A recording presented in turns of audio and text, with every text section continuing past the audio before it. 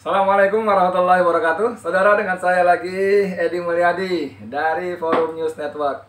Masih soal TWK, tes wawasan kebangsaan, yang menggusur 75 pegawai KPK karena dianggap tidak lulus TWK, tes wawasan kebangsaan, dan itu menjadi syarat alih status dari pegawai KPK menjadi ASN, aparatur sipil negara, yang dulu lebih kita kenal dengan PNS. Dan 75 pegawai itu antara lain Novel Baswedan, penyidik KPK. Dan ternyata berita-berita yang kita ikuti mengatakan bahwa 75 pegawai yang tergusur itu adalah sebagian besar punya rekam jejak pemberantasan korupsi yang garang, ganas.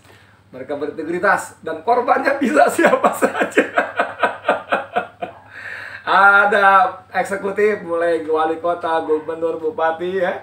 Ada di yudikatif, di legislatif, maksud saya para anggota dewan dari DPRD tingkat kabupaten, kota, provinsi hingga pusat. Dan sebagian juga ada di yudikatif. Mereka yang disebut sebagai penegak hukum. Semua kebanyakan berbasis pada OTT, operasi tangkap tangan, yang bermula dari penyadapan komunikasi mereka dengan para begundalnya, para mitra begundalnya, maksud saya. Saudara, apa yang terjadi? Banyak kalangan akhirnya mengerucut bahwa otak di balik semuanya bernama Firly Bahuri, yang adalah ketua KPK sendiri, ketua Komisi Pemberantasan KPK sendiri, yang tentu saja dia juga tidak bekerja sendiri, ada perintah-perintah entah dari siapa dan dari mana, ya.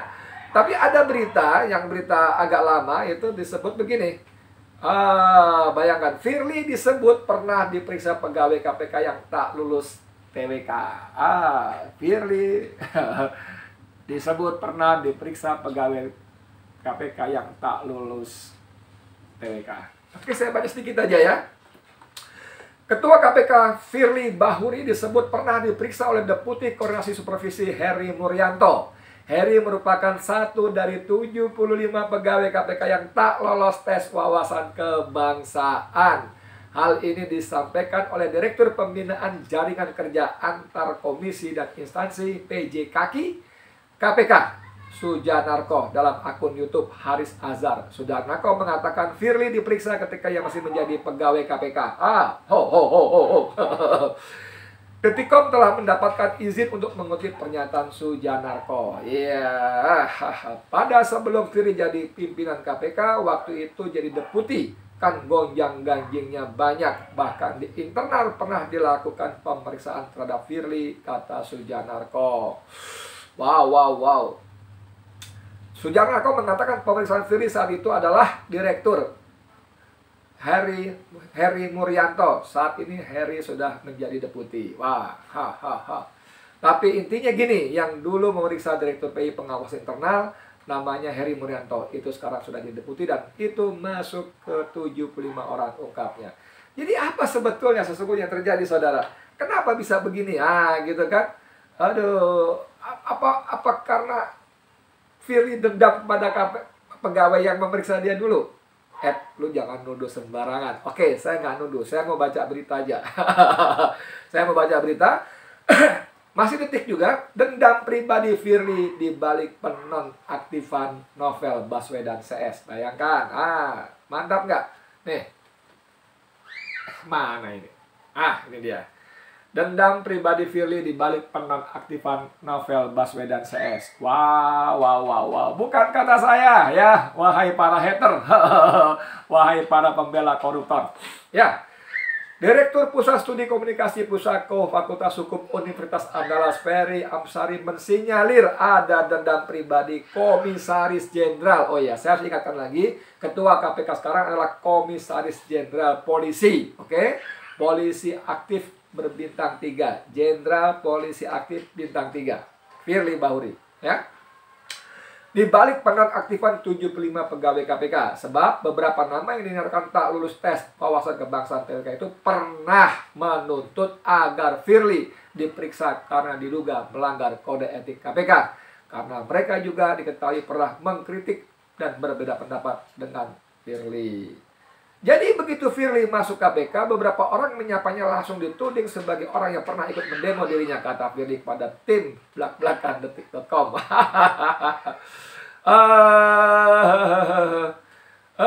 Dendam pribadi itu dikemas lewat TWK dengan pertanyaan-pertanyaan yang absurd, menyalahi aturan dan melecehkan agama. Tapi Firly Bahuri tidak peduli atas semua itu. Bagi saya, Firly Bahuri ini adalah boneka yang digerakkan oleh banyak orang untuk menghantam 75. Saudara, ini KPK ini lembaga serius yang harus kita bela seharusnya. Seharusnya kita bela karena disinilah harapan kita untuk apa namanya, untuk pemberantasan korupsi sebagai sebuah kejahatan apa, extraordinary crime ya, kejahatan yang luar biasa. Dan luar biasa harus ditangani dengan cara-cara yang luar biasa pula. Itu sebabnya reformasi mengamanatkan pembentukan sebuah lembaga khusus ad hoc yang khusus menangani soal pemberantasan korupsi, karena lembaga hukum yang sudah ada, jaksa, polisi dianggap tidak mampu berbuat banyak karena di antara mereka juga banyak yang terlibat bermain-main atau bahkan sebagai pelaku korupsi itu sendiri. Ini ada berita kemarin tanggal 22 Mei, KPK era Firly bagikan bebek lumpuh yang dipenuhi konflik. Aduh, Firly lagi ya. Ketika konflik internal terkait penonaktifan 75 pegawai yang tak lolos tes wawasan kebangsaan TWK untuk alih status dari aparatur sipil negara, menambah daftar kritik terhadap Komisi Pemberantasan KPK di bawah kepemimpinan Firly Bahuri. Sebagaimana mandat Undang-Undang Nomor 19 Tahun 2019 tentang Komisi Pemberantasan Korupsi, Tindak Korupsi, KPK yang dulunya merupakan pegawai independen kini berstatus sebagai aparatur sipil negara. Pimpinan KPK yang berjumlah 5 orang termasuk Firly kemudian menetapkan TWK sebagai salah satu dasar pengalih statusan pegawai menjadi ASN lewat Perkom Nomor 1 Tahun 2021. Insiden ini menuai banyak protes dari pegawai dan kalangan yang peduli isu pemberantasan korupsi.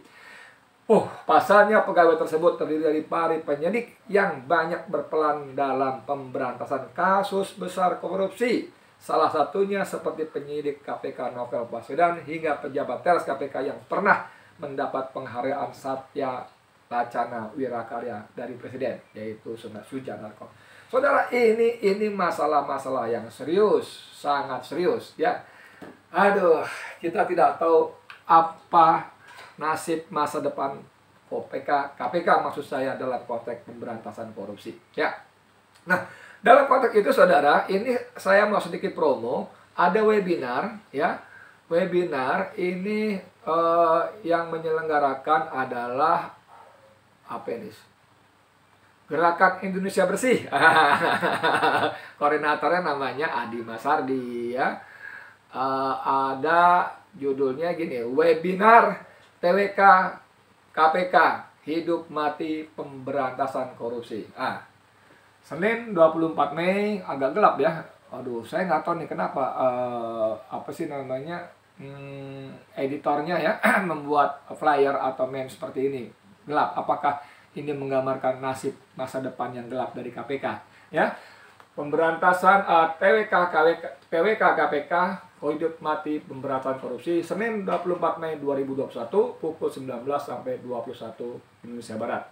Ini yang bicara ada Abdullah Mahwa, mantan penasihat KPK, ada Zainal Arifin Mokhtar, ini profesor dari Ahli Hukum Tata Negara Indonesia, ada tentu saja Adi Masardi, koordinator Gerakan Indonesia Bersih. Dan mohon maaf ya, ini moderatornya teman saudara sekalian, namanya Edi Mulyadi. Wartawan Senior FNN. Insya Allah Senin ya, Senin 24 Mei 2021 pukul 17 sampai pukul 19 sampai pukul 21 waktu Indonesia Barat. Dan Anda yang bisa ikutin Zoom-nya, nanti tapi itu hanya khusus wartawan memang. Tapi di sini juga Anda yang tidak ikut bisa ikut menikmati lewat live streaming Bang Edi Channel ya.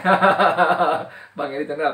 Nanti ini saya kira juga sebentar lagi akan beredar insya Allah ya. Jadi kita orang-orang yang serius dengan pemberantasan isu-isu korupsi menaruh perhatian besar dengan TWK ini. Karena kalau saya dengar bocorannya, Zainal Muchtar Arifin ini, wah, orang yang anak muda, profesor, dan kritis, tajam gitu ya.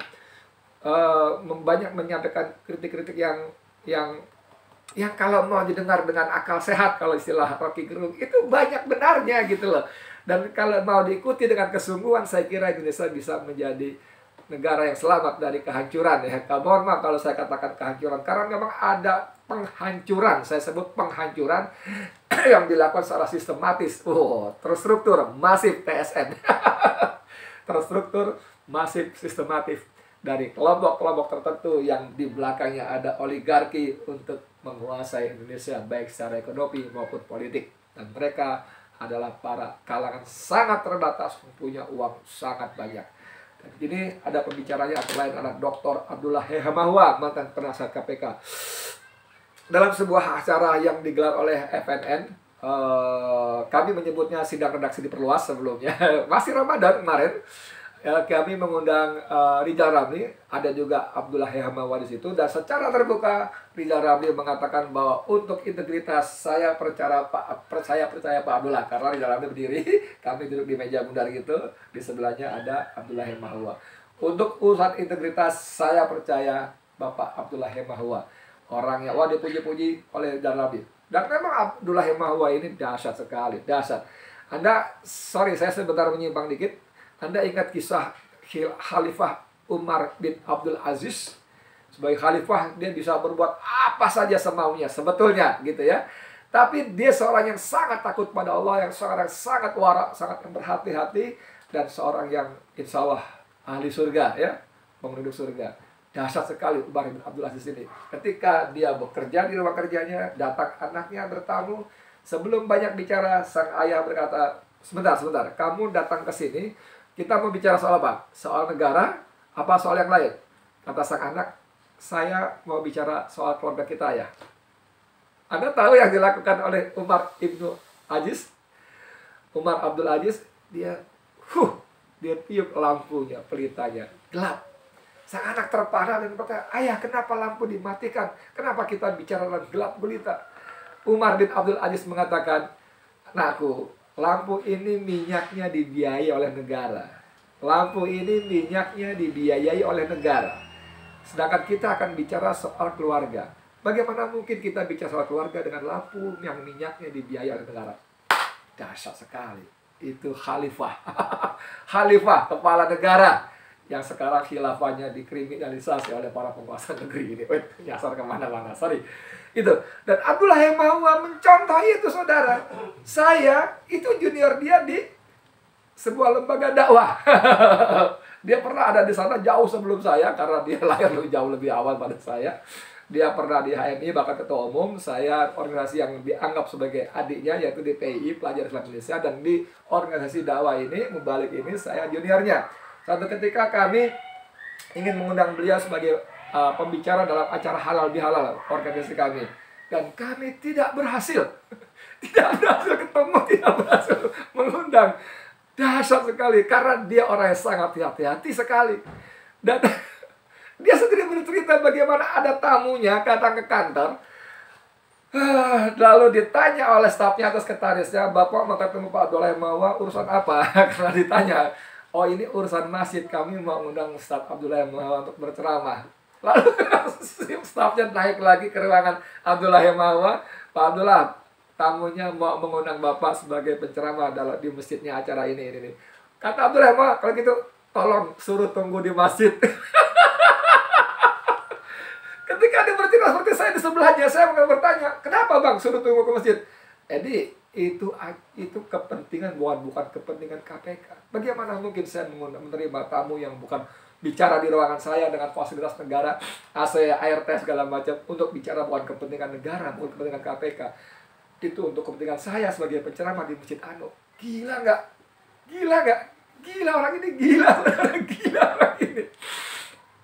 Abdullah Hemahua juga kalau dia tugas keluar kota, Dia tidak mampir ke kampung halamannya, walaupun itu dekat sekali dengan kampung halamannya di Maluku sana. Dia punya 2 kampung, di Maluku dan di Makassar ya. Dia tidak mampir.